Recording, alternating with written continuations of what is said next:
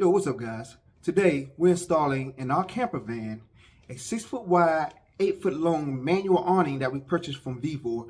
Let's rock.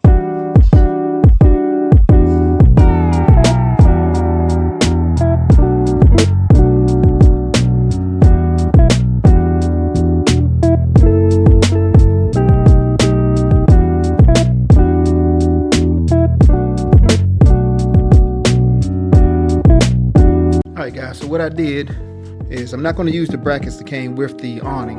So I'm coming straight through the fiberglass with some washers. These are the ones that hook onto the awning itself.